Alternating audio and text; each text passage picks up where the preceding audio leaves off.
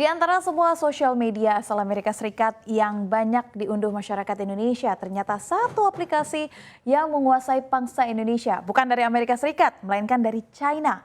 Apalagi kalau bukan TikTok. TikTok menjadi aplikasi seluler yang paling banyak diunduh di Asia Tenggara pada September 2022. Aplikasi asal China tersebut telah diunduh hampir 12,2 juta install, naik 17,9% dibandingkan dengan periode yang sama di tahun 2021. Berdasarkan laporan Sensor Tower, negara dengan penginstalan TikTok terbanyak selama periode ini adalah Indonesia, yakni sebesar 37,4% dari total unduhan, dan Vietnam mengikuti di posisi sebesar 26,8%. CapCut dan ByteDance adalah aplikasi seluler kedua yang paling banyak diinstal di Asia Tenggara bulan lalu dengan jumlah hampir 10,5 juta unduhan. Ia mengalami peningkatan unduhan sekitar 14% dari September 2021. Shopee beserta Facebook dan Messenger dari Meta melengkapi 5 besar aplikasi seluler yang paling banyak diinstal di Asia Tenggara untuk bulan ini. Lalu ada Instagram dan juga Telegram di posisi ke-6 dan ke-7 tanpa adanya peningkatan unduhan. 3 posisi terbawah dari 10 daftar aplikasi paling banyak diunduh adalah Snack Video, Lazada, dan juga GoTube.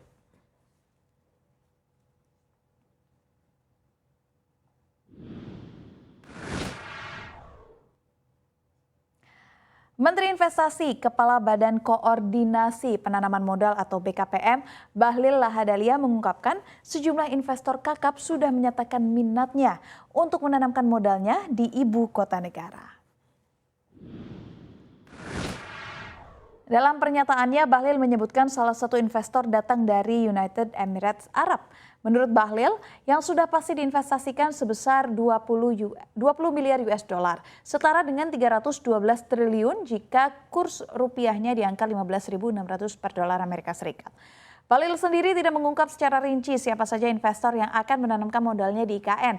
Namun menurutnya, Indonesia setidaknya bisa mengantongi dana investasi hingga 200 triliun rupiah.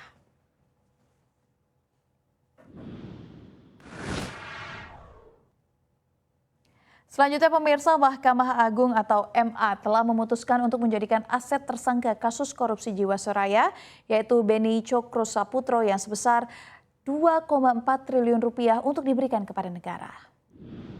Keputusan tersebut diresmikan oleh Ketua Majelis Prof. Surya Jaya dengan anggota Pri Haryadi dan Sininta Sibarani yang duduk sebagai panitera pengganti dalam perkara nomor 5728 KPID Asus 2022 itu, yaitu Mulyawan. Sebelumnya Kejaksaan Agung telah menyita aset Beni Cokro-Saputro, namun PT Asuransi Jiwa Adi Sarana Wana Arta keberatan dan berdalih aset itu miliknya.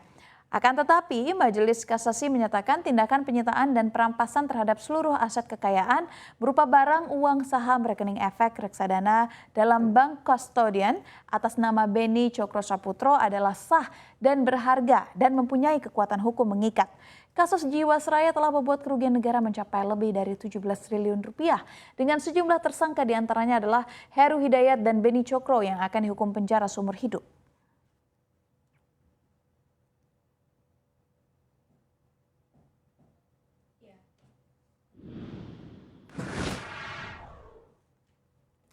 Pemirsa, sudahkah Anda mendengar mengenai RUU KUHP di mana terdapat klausul yang mengatur soal pasal perzinahan yang bikin bos pengusaha perhotelan khawatir karena mengancam bisnis perhotelan dan wisata?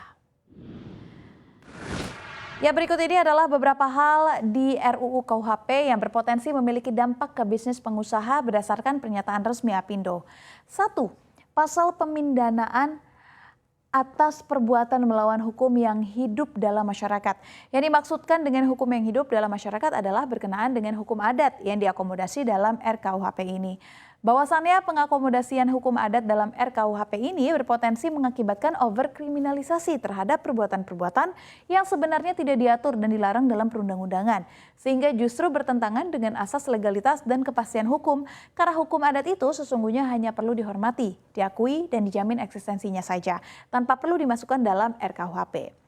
Bagi sektor usaha, pengakomodasian hukum adat ini menimbulkan ketidakpastian hukum serta dapat menurunkan minat investasi di daerah tersebut karena adanya keharusan memenuhi kewajiban adat setempat.